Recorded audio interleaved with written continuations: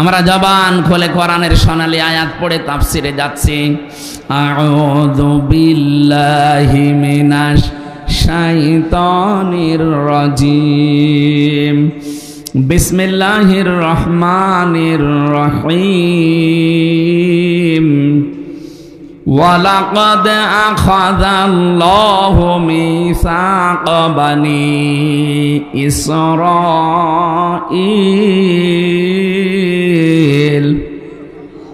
সূরা মায়েদা। কোন সূরা?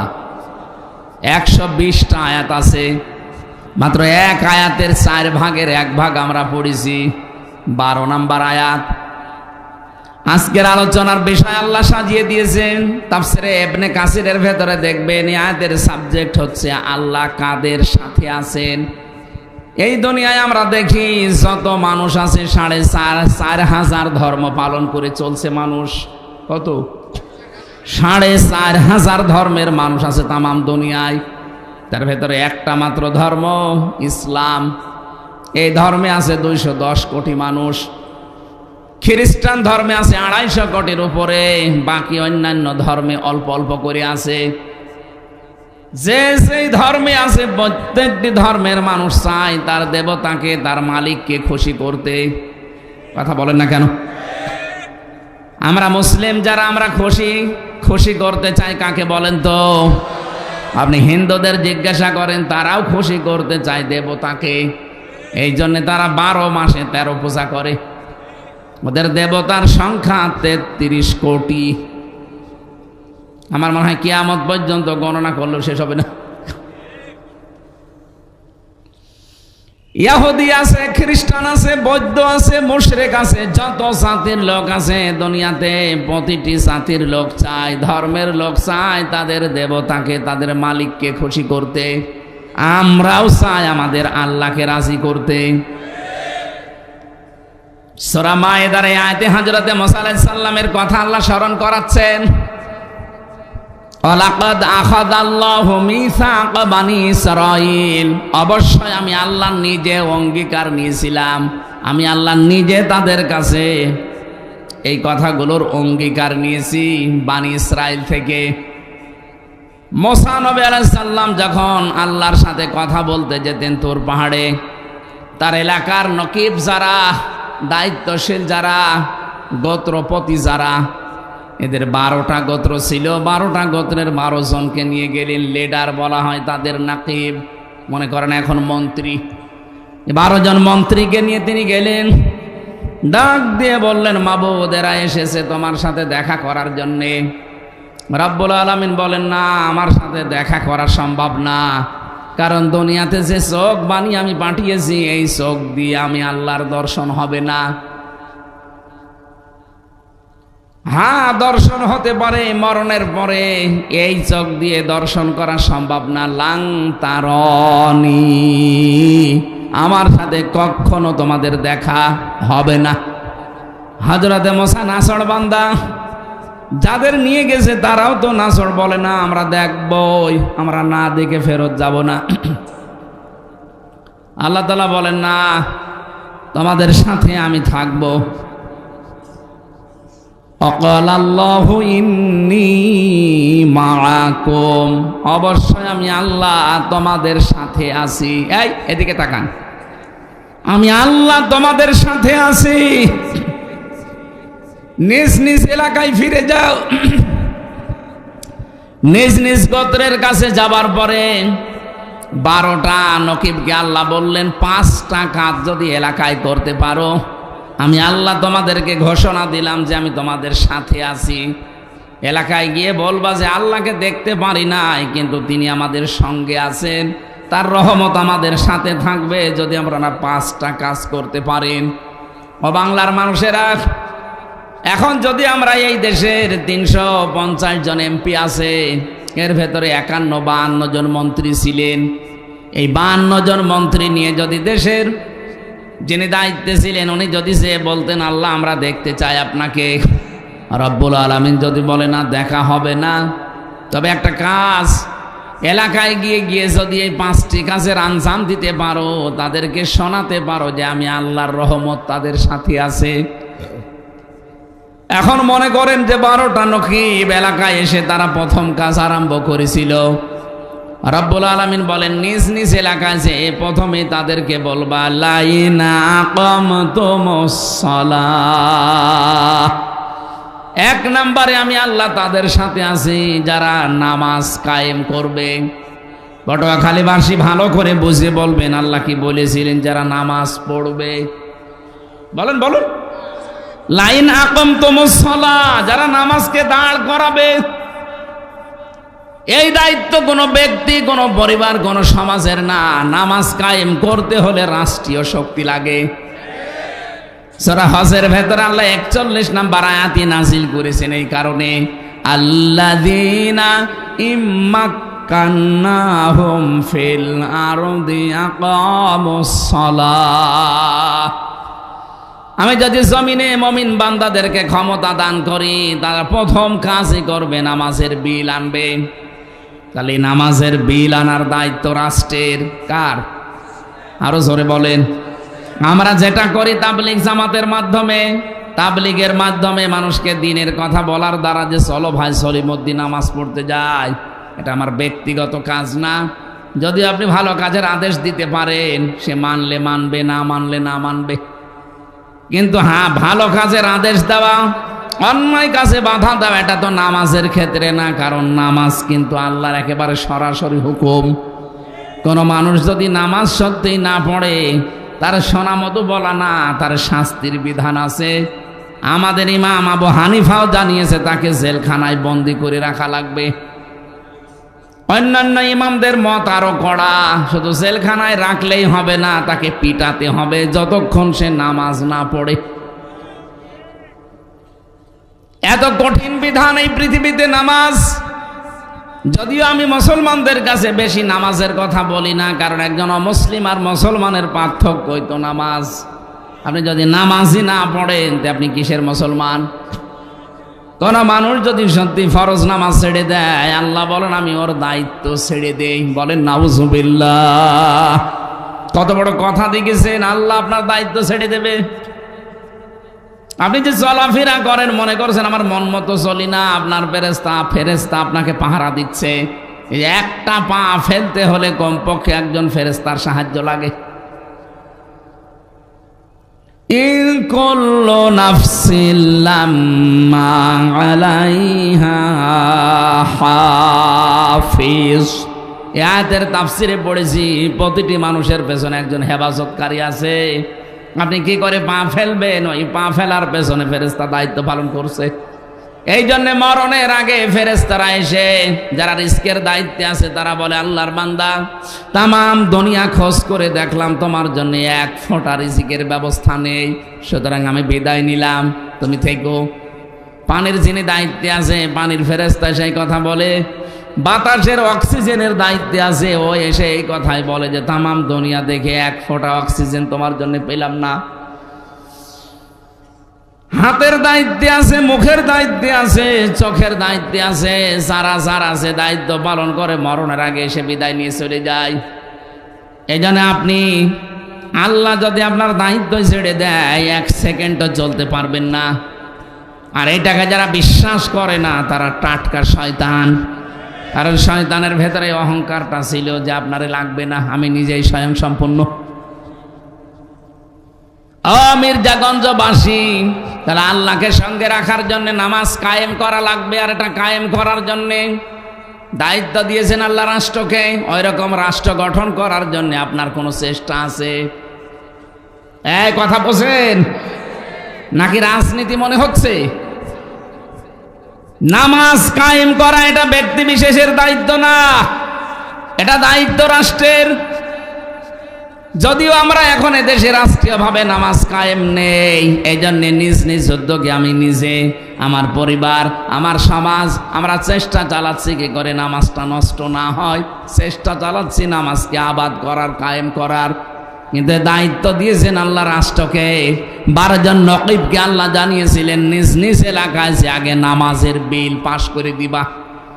বাংলাদেশে 300 জন এমপি, 151 জন যদি কোরআনে কারিমকে বুকে নিয়ে সংসদে যেতে পারে, প্রথম দিন যদি নামাজের বিল আনে, সংসদের স্পিকার যদি বলে আপনারা কি চান, 151 জন যদি হাত তুলে ফেলে যে আমরা নামাজ কায়েম করতে চাই বাংলাদেশে কালকেই, উনি যদি বলে হাত তোলেন যারা যারা রাজি আছেন, 300 জনের ভেতরে 151 জন হাত তুললে ওটা পাশ হয়ে যাবে।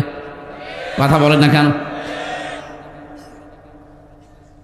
এখন এরকম একজন এমপি আপনার এলাকায় যদি দাঁড়ায়, যে লোকটা কোরআন বুকে নিয়ে সংসদে যাবে, এই মানুষটাকে যদি আপনি একটাও ভোট দেন, আপনি হয়তো ভোট দিয়েছিলেন একটা, কিন্তু আপনার একটা ভোট নিয়েও পাশ করার পরে যদি সংসদে নামাজের এই বিলটা আনতে পারে, আল্লাহর কসম 18 কোটি মানুষ নামাজ পড়লে যে সওয়াব হয় ওই সওয়াব আপনিও পাবেন।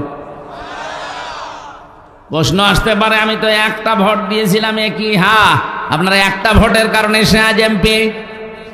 কত মানুষ কিয়ামতে ওঠার পরে দেখবে তার আমল নামায় জেনার গোনা লিখা, আশ্চর্য হয়ে বলবে রব্বুল আলামিন ফেরেশতারা মনে হয় এটা বানিয়ে লিখেছে, আমি কোনোদিন তো জেনা করিনি। আল্লাহ বলেন আমিও জানি জেনা করনি, এমন মানুষকে তুমি রায় দিয়েছিলে, ভোট দিয়েছিলে, পেছনে ছিলে, সমর্থন জানিয়েছিলে, যেই লোকটা এই দুনিয়াতে ক্ষমতা পাওয়ার পরে জেনার কাজ সহজ করে দিয়েছিল। মাঝে মাঝে মেলা বসাতো, শিশু মেলার নামে শিশু নেই, শুধু শিশুর খালারা আর মামারা। কথা বলে না কেন? এই সমস্ত জায়গায় অ্যাক্সিডেন্ট হইতো, অ্যাক্সিডেন্ট হয় না? এই অ্যাক্সিডেন্ট গুলোই তো জেনা, কেউ হাতে কেউ মুখে, আর বাকিটা বললাম না। এই জেনাগুলো যারা করেছে, ওই জেনার গোনা তোমার ওই একটা ভোটের কারণে, রায় দেওয়ার কারণে, সমর্থন দেওয়ার কারণে তোমার আমল নামায় গেছে। আমার তো এই হাদিস পড়ার পরে মনে হয় বাংলাদেশে বহু মানুষের আমল নামায় জেনার গোনা দেখা যাবে। এই জন্য আমরা সাবধান, একজন হোক, আমি একাই ভালো থাকবো। যদি এটা বিশ্বাস না করেন, সূরা নিসার 85 নম্বর আয়াতটা বাড়ি যে তাফসীর সহ মিলিয়ে দেখবেন, মাইয়া শাফাআতান হাসানাতান ইয়াকুল্লাহু নাসীবুম মিনহা ওয়া মাইয়া শাফাআতান সাজ্জিয়াতান ইয়াকুল্লাহু কিফলুম মিনহা ওয়া কানা আল্লাহু আলা কুল্লি শাইইন মুকিতা। বলেন আল্লাহু আকবার। রব্বুল আলামিন বলেন, কোন মানুষ যদি ভালো কাজের সমর্থন করে, ওই কাজটা করে লোকটা যে সওয়াব পাবে, আপনি শুধু সমর্থন করে একই সওয়াব পাবেন। কোন মানুষ যদি অন্যায় কাজে সাপোর্ট করে, ওই লোকটা অন্যায় করে যা পাবে, আপনি সাপোর্ট করে তাই পাবেন। এই জন্য আমাদের এক্ষুনি সচেতন হওয়া দরকার, এক্ষুনি আমাদের সচেতন হওয়া দরকার। আমাদের জীবন কিন্তু দেখতে দেখতে শেষ হয়ে যাচ্ছে, জীবনে আর এই সময়টা কোনোদিন ফিরে পাবেন না। সুতরাং এক্ষুনি কাজে লাগাতে হবে। কথা বলেন। আর সময় নেই সামনে, এখনই সময়। আমাদের মালিককে আমাদের সঙ্গে রাখা লাগবে, কারণ এই ছোট্ট জীবন শেষ হয়ে গেলে যা শুরু হবে ওখানে মালিক ছাড়া আর কেউ নেই। এই যে চোখ বন্ধ করার পরে যে শুরু হয়ে যাচ্ছে, এক একটা দিন যাবে 50 আলফা সানা মিম্মা তাউদ্দুন, 1-2 করে যেভাবে গণনা করেন, মরণের পরে এক একটা দিন হবে এরকম 50,000 বছরের মতো লম্বা।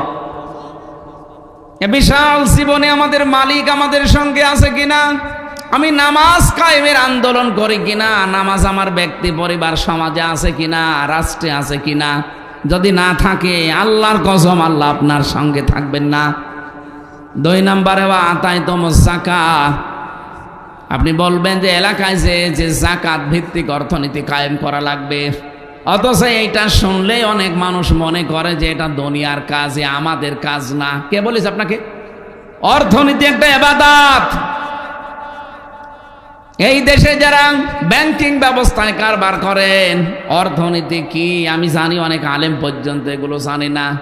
মোশারাকা আছে, মোদারাবা আছে, মোরাবাহা আছে, বায়ে সালাম আছে, বায়ে ইস্তিসনাস, বায়ে মুআজ্জালাস, 28টা নিয়ম আছে। আমরা অধিকাংশ মানুষ কিছুই জানি না ইসলামী অর্থনীতির। ইসলামী ব্যাংকে যে কারবারগুলো আছে, অন্যান্য ব্যাংকে একেবারে সরাসরি আছে সুদ, এটা সরাসরি না। 100% এই দেশে যাকাত কায়েম হওয়ার আগে কেউ পারবে না। কি? কেউ পারবে না, কিন্তু চেষ্টা তারা চালাচ্ছে। কিন্তু চেষ্টা চালালেও তো হবে না। নবীজি নিজে এই যে মোশারাকা বললাম, মোদারাবা বললাম, নিজে নবীজি এটা করেছিলেন। মোদারাবার কনসেপ্ট হচ্ছে আপনি শ্রম দেবেন আর আমি টাকা দেব। নবীজি নিজে শ্রম দিয়েছিলেন, খাদিজাতুল কুবরা অর্থ দিয়েছিল। এটা যদি কোনো ব্যাংক করে আপনি করবেন তার সাথে। মোশারাকা একটা পার্টনারশিপে, আমি 10,000 টাকা দিলাম, ইনি 10,000 দিয়েছে, 10,000 উনি দিয়েছে 20,000, দুইজনের টাকা এক জায়গায় করে ব্যবসা চলছে। লাভ যা হবে আমার 10%, ওনার 20%। যদি লস হয় আমার 10, ওনার 20। এভাবে যেন কোনো ব্যাংক ব্যবসা করে জায়েজ আছে। আর আমি যত অর্থনীতি নিয়ে পড়াশোনা করেছি, এই দেশে ইসলামী ব্যাংক এই কাজটা করে যাচ্ছে। বাকি অন্য কোনো ব্যাংকে এইটা নেই, সেখানে আছে শুধু লাভের লাভ। আর ওই লাভ খায় মানুষ না, এলাকায় এসব নেই। অনেকে যে টাকা ছেড়ে রাখেন আর টাকা আসে, 1,000 টাকা দিলে মাসে মাসে 200 টাকা বেশি দেয়। এটাকে কি বলে? এটা মায়ের সাথে জেনা করার গুনাহ হচ্ছে। আমার মনে হয় এই এলাকায় এখনো এগুলো আরম্ভ হয়নি। কারা কারা এটা ছেড়ে রেখেছেন টাকা, হাত তোলেন তো। আপনি দাঁড়িয়ালা মানুষ, নাউজুবিল্লাহ। বোঝে না, না না বুঝে আপনি 2 হাত তুললেন কেন? 1 হাত তুলতে পারবেন।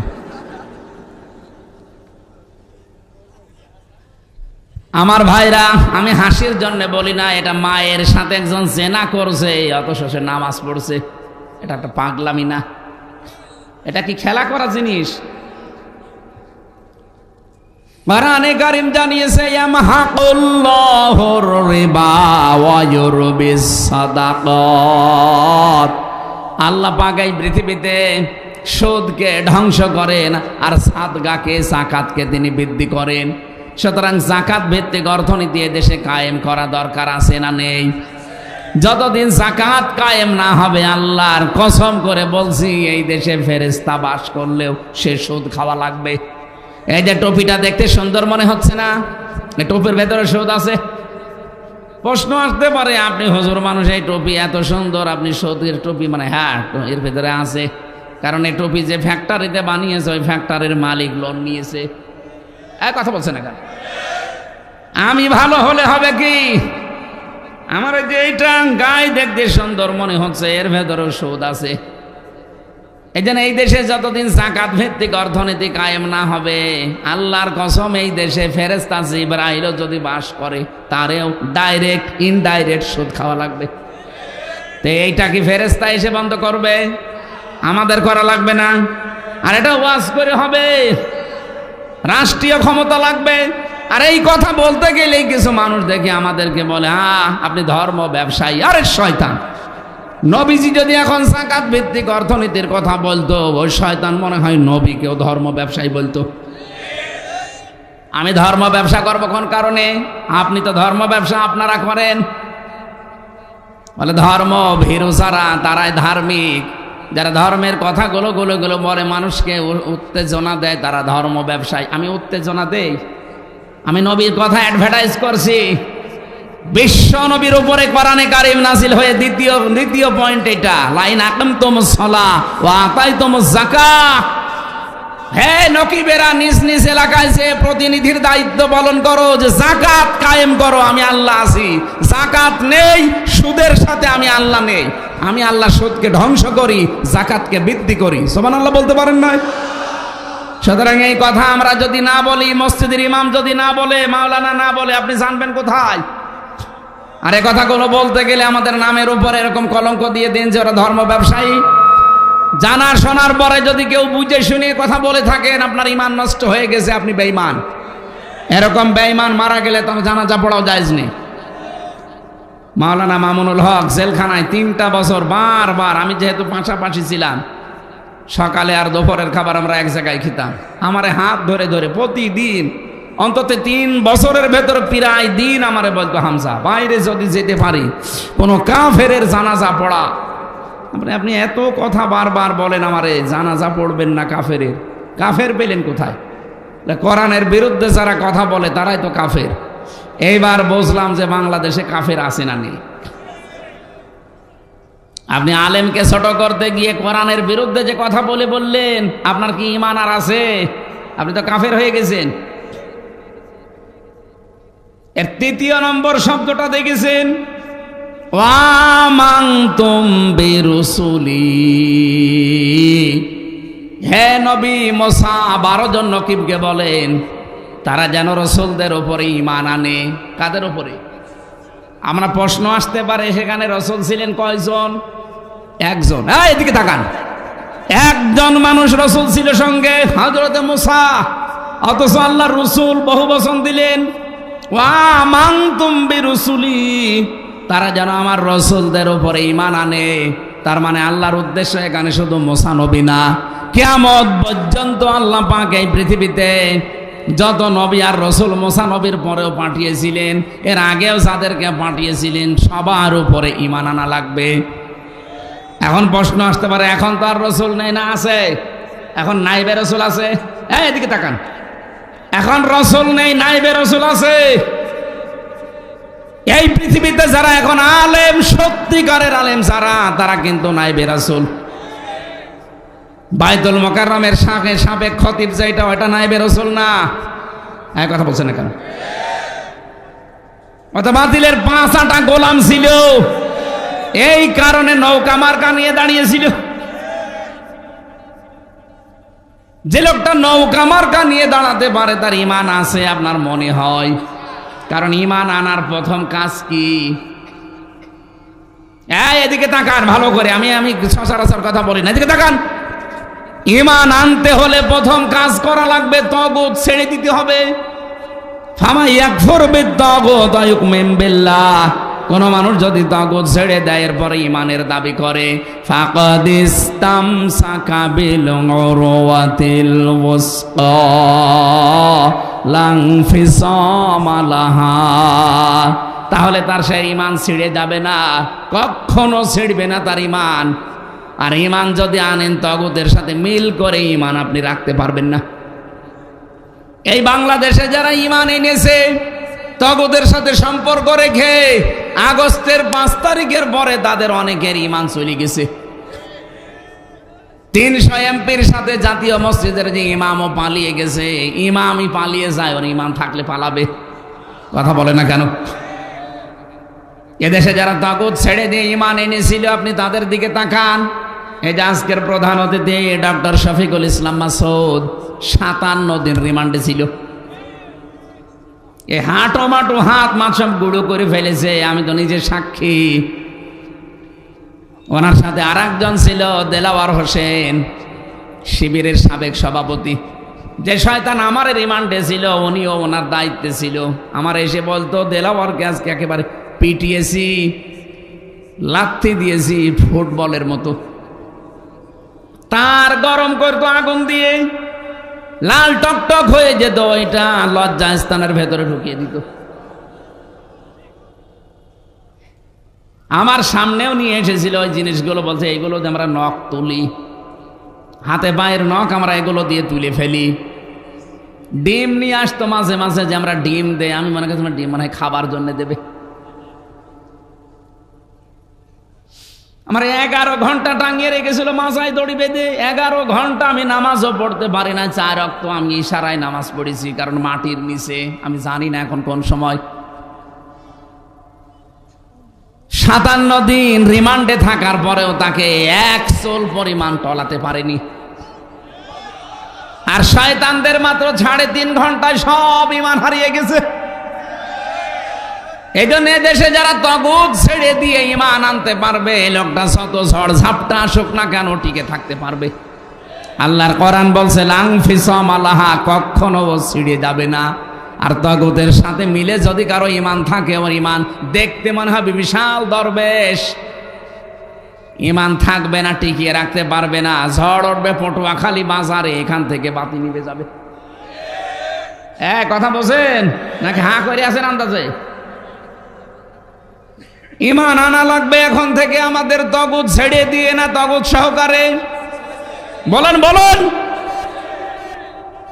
আপনি ঈমান আনবেন রাসূলের উপরে। রাসূল নেই, রাসূলের নায়েব আছে। এই যে যারা আলেম বসে আছে প্রত্যেকটা নায়েবে রসুল, রসুলের উত্তরাধিকারী এরা। এদের উপরে ঈমান আনবেন, বিশ্বাস করবেন। কি বিশ্বাস? ওয়া আযযারতুমুহুম, তাদেরকে সাহায্য করা লাগবে। যেহেতু নবী এখন রসুল নেই, নবী নেই, তাহলে নায়েব আছে যারা, এদেরকে সাহায্য করা লাগবে না। আর আপনি কি আরম্ভ করেছেন? আমি নাম ধরে বলছি, আপনি কি আরম্ভ করেছেন? আপনি যে আল্লাহকে সঙ্গে রাখতে চান, তার রহমত কিভাবে পাবেন? নায়েবে রসুলকে আপনি গালি দেন, আজহার না মাঝহার, জোতা দিয়ে পিটিয়েছে জনগণ। একটা মাসলুম দল বিএনপি, এদের ভেতরে কিছু কুলাঙ্গারের কারণে তাদেরও বদনাম হয়ে যাচ্ছে। আগস্টের 5 তারিখের পর থেকে মনে হচ্ছে বাবা শাহজালাল সব হালাল। গাইবান্ধার জজের কাছে 50 লাখ টাকা ঘুষ চেয়েছে, চাঁদা দাবি করেছে 50 লাখ একটা জজের কাছে। মনে করছে যে কেউ জানলো না, কেউ বুঝলো না, আমি তো রাতে চাঁদা চেয়েছি। আরে শয়তান, রাতে নারায়ণগঞ্জের বন্দরে রাত 12:30টার সময় চাঁদা চাইতে গেছে। বলছে আমি রাতের বেলা চাঁদা চাইলাম, মানুষ জানলো কি করি?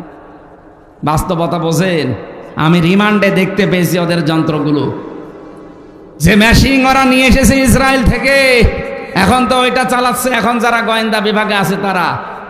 আপনি তো রাতের বেলা চাঁদা চান আর মনে করেন কেউ টের পায় না। পায়খানার ভেতরে বসে বসে কি করেন, কোন দিকে তাকান, ওইটাও ওরা দেখতে পায়। সারা দেশ ওদের হাতের মুঠার ভেতরে, নখদর্পণে রেখেছে কে কোথায় কি করে। আমি গোয়েন্দা বিভাগের সর্বোচ্চ পর্যায়ে যিনি আছেন, কথা বলি মাঝে মাঝে, হুজুর আমরা দেখতেছি, আসলে শুধু দেখছি কে কি করে, কার কি কাজ। আপনি মনে করছেন আমি ডুবে ডুবে জল খাই, কেউ টের পায় না। কে বলেছে? এই দেশে কোন জায়গায় কোন সুই পড়ে আছে তা ওরা দেখতে পাচ্ছে। আমি ধরা পড়ার 2 দিন পরে আমার ম্যাডাম, সে সাতক্ষীরার মাওলানা আমিরুল ইসলাম বেলালী ভাইয়ের সাথে কি একটা কথা বলেছিল যে এই করলে হুজুরকে, ওইটা দেখি সকালবেলা আমার রিমান্ডে দেখাচ্ছে ভিডিও একেবারে। কি আশ্চর্য, এই নাম্বার তো কেউ জানে না। আর আপনি আছেন রাত 12:30টায় চাঁদা চাই, কেউ জানে না। ওরা সব পর্যবেক্ষণ করছে কে কোন মহারথী কি করে। অনেকের রিপোর্ট কিন্তু খারাপ, সামনে অবস্থা ভালো নয়, কিন্তু আপনার পিটাবে এমন ভাবে যে গোপালগঞ্জের কিছু মানুষ দেখিলেন না, উস্কানিতে পা দিয়েছিল, আপার পেছনে লাল হয়ে গেছে, এমন লাল হয়েছিল যে ওই সময় গোপালগঞ্জ থেকে ঢাকা যদি কেউ যায়, বসে গেলে 300 টাকা, দাঁড়িয়ে গেলে 1000 টাকা। এই পিটানো পিটিয়েছে। আজকে আমরা সাথে দেখলাম আর্মি, এরপরে যারা প্রশাসনের আছে ওরা আসছিল। ওই মানুষগুলো যে চেহারা আর যে শক্তি ওদের গায়ে, আপনি মনে করছেন আমি চাঁদা চাই, কেউ জানে না, কেউ টের পায় না। কেউ টের পায় না মানে সব ওরা জানে। সময় হলে যদি ধরে, বাপ বলারও সময় পাবেন না তখন। এই জন্য অপকর্মগুলো বন্ধ করেন। আপনার কারণে এই মাসলুম মানুষদের উপরে একটা বদনাম হয়ে যাচ্ছে। শহীদ রাষ্ট্রপতি জিয়াউর রহমান, এই লোকটার নামের আগেই শহীদ লেখা হয় কেন? বঙ্গবন্ধুকেও তো মানুষ মেরে ফেলেছে, তাকেও মেরে ফেলেছে, কিন্তু বঙ্গবন্ধুর নাম আজ পর্যন্ত কেউ বঙ্গবন্ধু শহীদ এ কথা বলে না, আমি পাইনি। কিন্তু শহীদ জিয়ার নাম শুনলে মানুষ বলে শহীদ জিয়া। আমি নিজে দেখেছি তার নামে মক্কায়, মদিনায়, মসজিদে নামিরা এখানে খুতবা দিচ্ছে তার নামে। ও যখন নিম গাছ লাগিয়ে দিয়েছিল,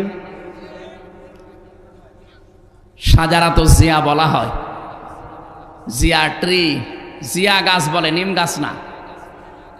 ওখানে আমরাও তো ছিলাম, লক্ষ লক্ষ মানুষেরা ওখানে ওই ছায়ায় আশ্রয় পায়। এত গরম দেশ, সেখানে একটু আশ্রয় পেলে এমনি দোয়া মুখ দিয়ে বের হয়ে যায়। আমি খুতবা শুনছিলাম, হঠাৎ দেখি এই নামটা খুতবার ভেতরে ভেসে আসছে। 16 সালে শহীদ জিয়াউর রহমানের নাম নিয়ে খুতবা দেওয়া হচ্ছে, লক্ষ লক্ষ হাজিরা বলছে আমিন। এমনি আরাফাতের ময়দানের দোয়া আল্লাহ ফেরত দেয় না, কথা বুঝতেছেন?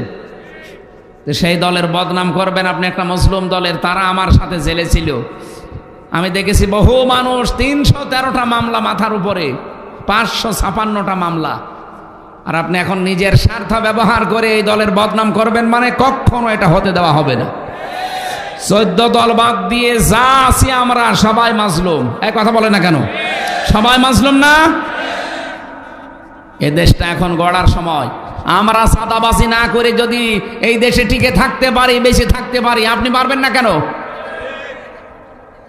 আপনি করতে চাইলে এই কাজ আমরা সামনে করতে দেব না। আমিরে জামাত ডাক্তার শফিকুর রহমান হাফিজাহুল্লাহ ডাইরেক্ট ঘোষণা দিয়ে দিয়েছে, এই দেশে সাদাবাজি আমরা করি না, কাউকে করতে দেব না। এটা যদি আবার জীবন দেওয়া লাগে, দরকার হয় জীবন দেব, সাদাবাজি এ দেশে আর হতে দেওয়া হবে না।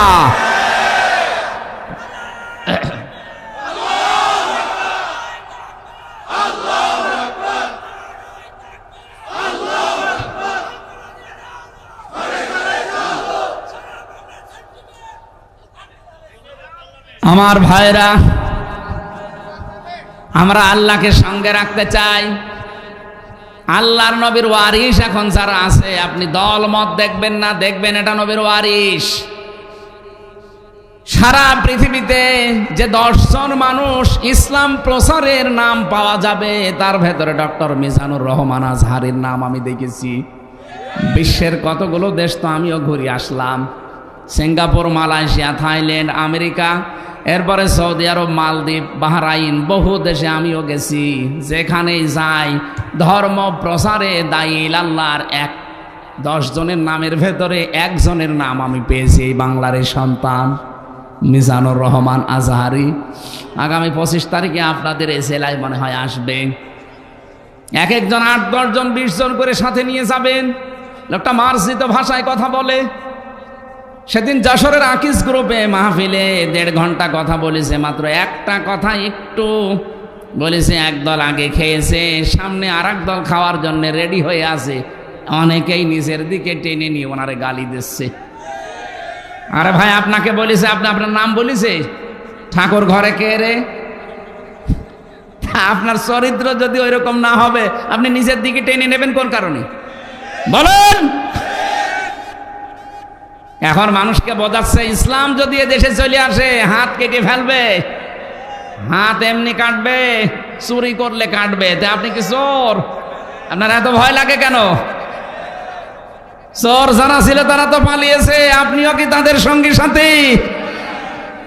আজকের পেপার দেখেন, ওবায়দুল কাদের এই কাওয়া কাকু এই শয়তানকে পালাতে সাহায্য করেছে যারা, তাদের নাম এখন আমার দেশ পত্রিকায় আসতেছে, সব ফাঁস করে দিচ্ছে। কত মানুষকে সরাসরি গুলি করার অর্ডার দিয়েছে এই কাওয়া। ওই এই 3.5 মাস 4 মাস লুকিয়ে থাকলো কি করে? আমরা চাই এই 14 দলের সারাই সালেমকে সহযোগিতা করেছে, তাদের দোষর ছিল, একটাকেও যেন ছাড় দেওয়া না হয়। তাহলে আগামীতে আবার যারা আসবে তারা কিন্তু ভয়ঙ্কর জালেম হয়ে উঠবে। আমরা এখন থেকে গোড়া কেটে দিতে চাই। কোন জালেমের জায়গায় এই দেশে হবে না ইনশাআল্লাহ। 1628টা চেয়ার ছিল এই দেশে। কত? 1628টা চেয়ারে যারা ছিল সবগুলো জালেম, হয় জালেম নয় জালেমের দোসর। সংস্কার যখন আরম্ভ হয়েছে, আমরা চাই এই 1628টা চেয়ার যেন সব পরিষ্কার করে যারা মাজলুম ছিল তাদেরকে বসানো হয়। হ্যাঁ, কথা বলুন, কারা কারা এ দাবিতে আছেন দেখি? লিল্লাহে তাকবীর।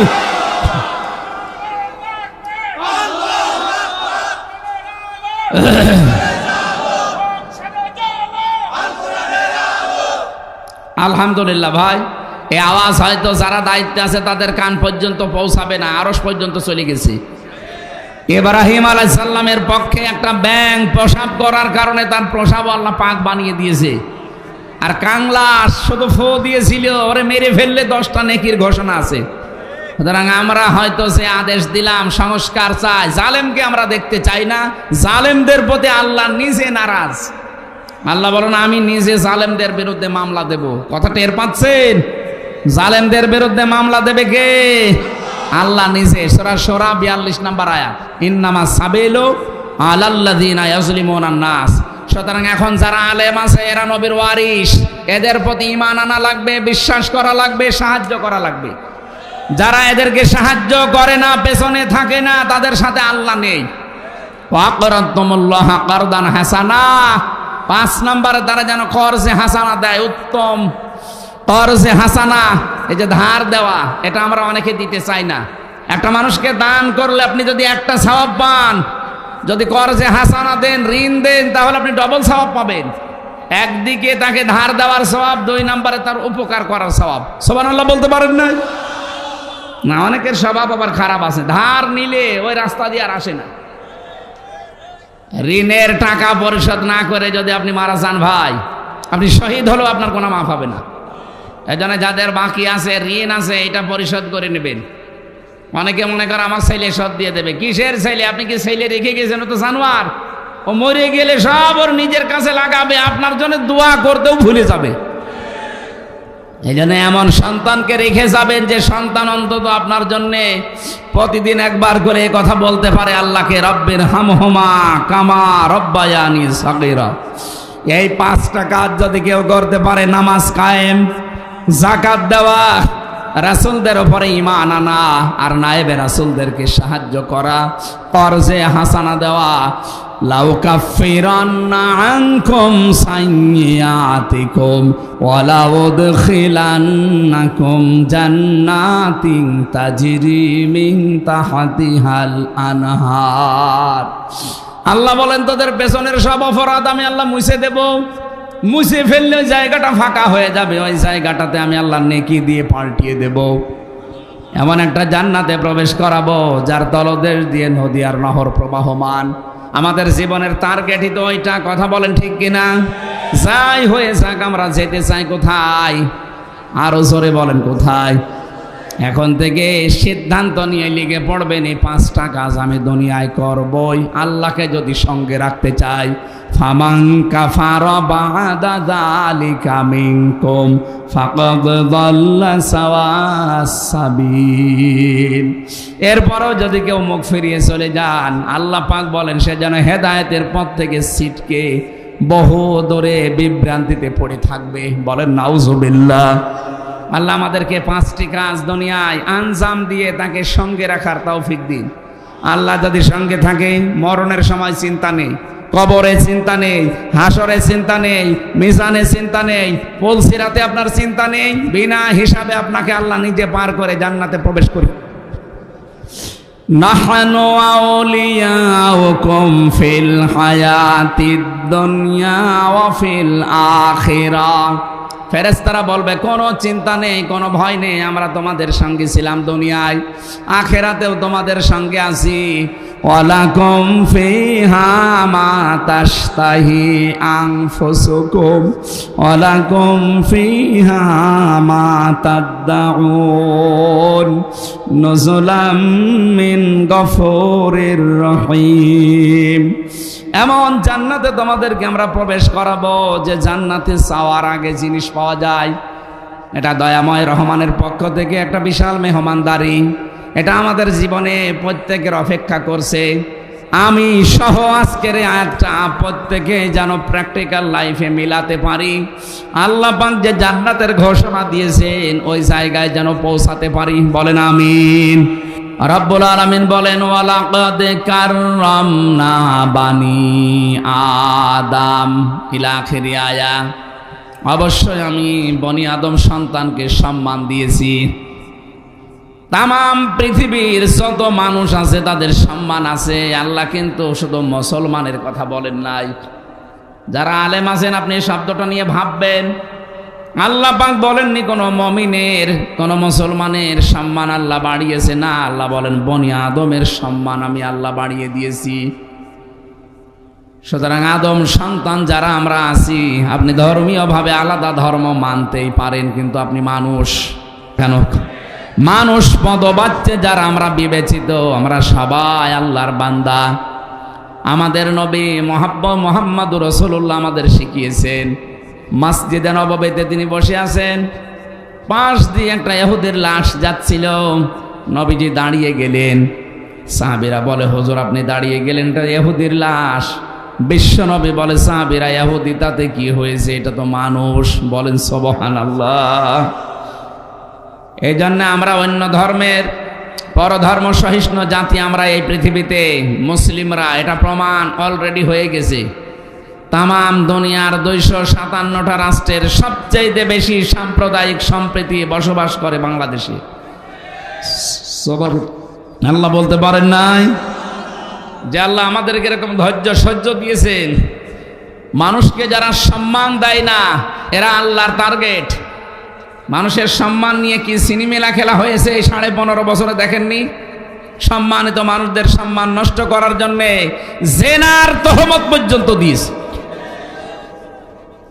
শাইখুল হাদিস আল্লামা মামুনুল হক হাফিজাহুল্লাহ, আমি তার সাথে 3টা বছর ছিলাম। তার চরিত্র, তার ইবাদত, তার যে ব্যবহার, আপনি আন্দাজে সংসদে দাঁড়িয়ে বলে দিলেন একটা জেনার তহমত, ব্যভিচারের কথা তার স্ত্রীর নামে লাগিয়ে দিলেন। এটা তার জায়েজ স্ত্রী।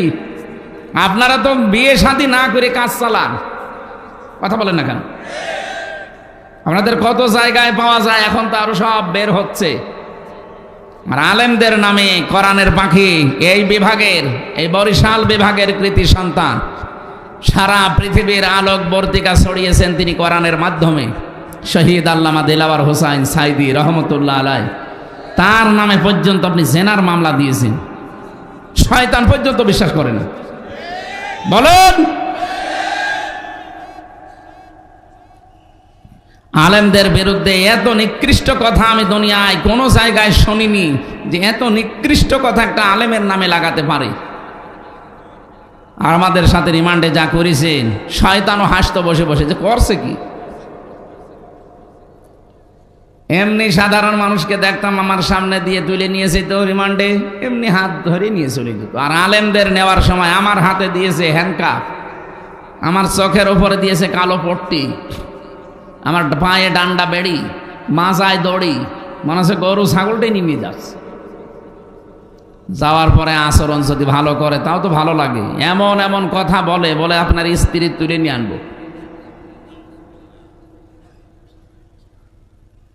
আল্লাহর গজব কি এমনি নাজিল হয়েছে তাদের উপরে?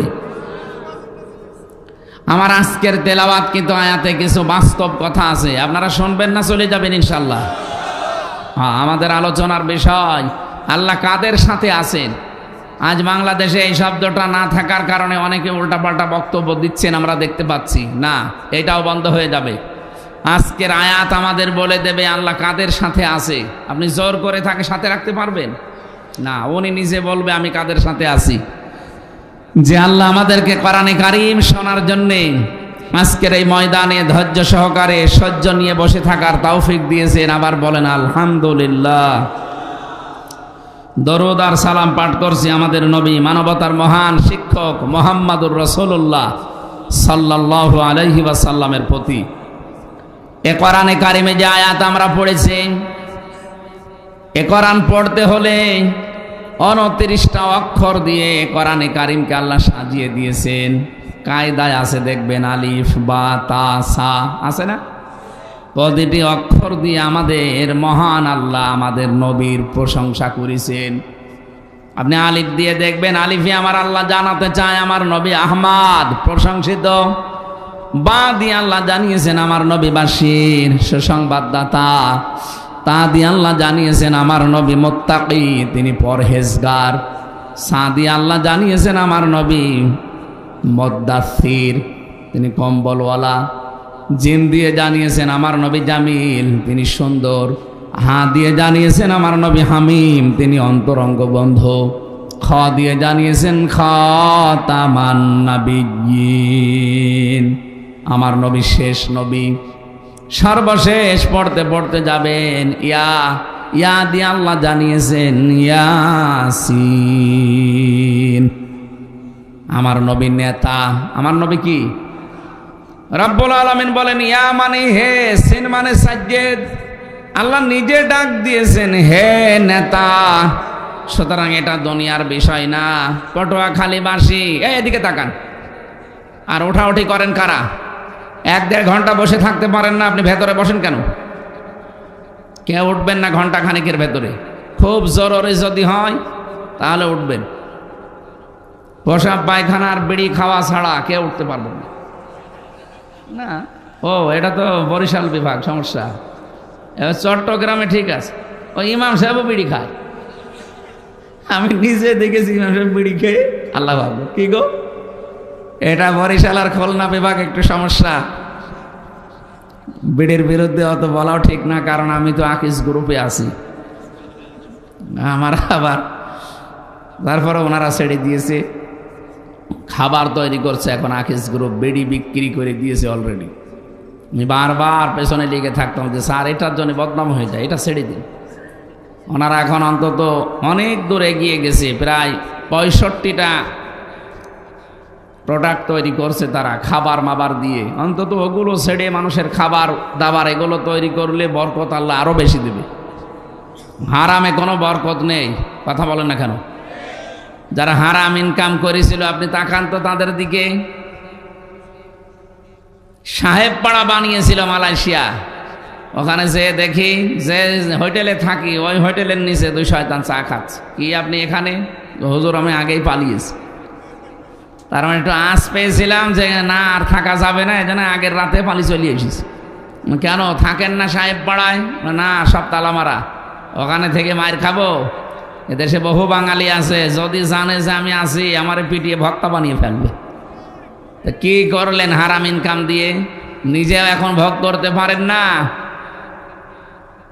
ভাড়া দেবেন ভাড়াও দিতে পারেন না, কারণ জানে যে সাহেব পাড়া ভাড়া নিলে আমার যন্ত্রণা হবে। যেন হারাম ইনকাম করে কেউ ভোগ করে যেতে পারে না, আল্লাহ 2টা ক্ষতি করে দেয় তার। 1 নম্বরে হারাম ইনকাম করলে জীবনের আরাম আল্লাহ তুলে নেয়, 2 নম্বরে মরণের সময় আপনি বেঈমান হয়ে মরবেন। এদেশে তো নেই, বলেন বলেন। সম্মানিত মা বোন যারা এসেছেন, আপনাদেরকে আমি একটা কথা বলছি, আপনার স্বামী পরকীয়া প্রেম করলে, অন্য মেয়ে লোকের সাথে লাইন করলে আপনি যেভাবে রেগে যান, ও হারাম ইনকাম করলে যদি ওই রকম রেগে যেতেন। কি একটা মহিলা পারে তার স্বামীকে 2 নম্বরে ইনকাম থেকে বাঁচাতে পারে না? এক মহিলার ঘটনা শুনছিলাম, সে তার জামাইকে ডাক দিয়ে বলেছে তার স্বামীকে যে আপনি এই যে বাজার খালি হাতে গেলেন, এত টাকা পেলেন কোথায়? জামাইটা বলছে আমি জুয়া খেলেছি। জুয়া বলছেন তো, তাস খেলা, এই খেলে উপায় করেছি 10,000 টাকার মতো, ওইটা দিয়ে আজকে 7,000 টাকার বাজার। উনি বলছে না, এইটা রান্না করে আমি আপনাকে দিতে পারবো না, এইটা দেখতে যতই সুন্দর মনে হোক, এই ফল ফলাদি এই মাছ গোস্ত এগুলো রান্না করে আপনাকে আমি দেব, তৃপ্তি সহকারে আমরা খাবার পরে যদি সন্তান পেটে আসে, ওটা তো জন্মগতভাবেই হারামখোর হবে। বলেন 10টা মাস আমি পেটে রাখবো একটা হারামখোর? না, হবে না। আপনি এটা আগে সব গরিব মানুষকে দান করে দিয়ে আসেন, আর কথা দেন জীবনে আপনি হারাম ইনকাম করবেন না, তাহলে আপনার সাথে আমি আসি, নয়তো আপনার সংসার আমি করব না। আজ মেয়েগুলো যদি এরকম শক্ত হতো, বাংলাদেশের স্বামীরা টাইট হয়ে যেত। এই দরবেশ 36,000 কোটি টাকা মারতে পারতো না, কথা বলেন না কেন? এক একজন মানুষ 620টা বাড়ি বানিয়েছে, পৃথিবীর ইতিহাসে পাল্টিয়ে দিয়েছে। 620টা বাড়ি দুনিয়ায় কারো ছিল? অথচ এই 15 বছরে যারা ছিল এক একজনের এরকম পেয়েছি আমরা। পটুয়াখালীবাসী বিশ্বনবীর এই বিষয়টা যেহেতু শুধু দুনিয়ার সাথে সম্পৃক্ত না, আমরা আলেমরা আছি যারা, তাদেরকে বলছি, তাফসিরে তাবারির ভেতরে আছে, তাফসিরে মাজহারির ভেতরে আছে, মুফাসসিরিন ইকরাম দিয়েছেন, সিন দিয়ে আল্লাহ পাক 5টা জিনিস মেন করেছেন। সিন মানে সাজ্জাদুল আলামিন, সিন মানে সাজ্জাদুল বাশার, সিন মানে সাজ্জাদুল কাউনাইন, সিন মানে সাজ্জাদুল আম্বিয়া, সিন মানে সাজ্জাদুল মুরসালিন। রব্বুল আলামিন যেন দুনিয়ার মানুষকে জানাতে চেয়েছেন, শুধুমাত্র এই বাংলাদেশ না, শুধু ভারত না, ইন্ডিয়া না, আল্লাহ পাক জানাতে চেয়েছেন যত জগৎ আমি আল্লাহ বানিয়েছি, সব জগতের জন্য আমার নবী মুহাম্মদুর রাসূলুল্লাহ নেতা, আদর্শ। জোরে বলেন সুবহানাল্লাহ। সুতরাং আপনি যদি এখানে না বাস করে মঙ্গল গ্রহে চাঁদের দেশে বাস করতে চান, সেখানেও আমার নবীকে আপনার আদর্শ মানা লাগবে। 2 নম্বরে সাজ্জাদুল বাশার, বাশার মানে মানুষ, মানুষ পদবাচ্যে যারা বিবেচিত, আমরা অবশ্যই নবী বাদে অন্য কাউকে আদর্শ মানতে পারি না। কথা কাটসাট বলছি, বোঝার কথা বুঝে নিন। যারা নবী বাদ দিয়ে অন্য কাউকে আদর্শ মানেন, সাফ কথা, আপনি মরে গেলে বিচার হবে না, হিসাবও হবে না, বিনা হিসাবে বিনা বিচারে জাহান্নামী। কি এটা আমি বানালাম? বুখারী শরীফ লেখার আগে ইমাম বুখারী একটা কিতাবও লিখেছেন, আল আদাবুল মুফরাদ। এর 6 নম্বর হাদিসে পাবেন, 3 নম্বর পয়েন্টে আছে, এই পৃথিবীতে যাদের আদর্শ মুহাম্মাদুর রাসূলুল্লাহ হয়নি, ওই লোকটার কোনো বিচার নেই, হিসাবও নেই, বিনা হিসাবে বিনা বিচারে মরে গেলে সরাসরি জাহান্নাম। বলেন নাউজুবিল্লাহ। আর আমি বাংলাদেশে এটা দেখতে পাচ্ছি, অনেক মানুষের আদর্শ কিন্তু এখনো ঠিক হয়নি। কথা বলেন না কেন? এটা যদি কেউ মনে করে দুনিয়ার কাজ, আর কে বলেছে আপনাকে দুনিয়ার কাজ? কিয়ামতের কঠিন ময়দানে আপনাকে আল্লাহ যখন দ্বিতীয় স্টেপে ডাকবেন, প্রথমে তো একা একা ডাকবেন, দ্বিতীয় স্টেপে একা আর ডাকবেন না। ইয়াউমা নাদউ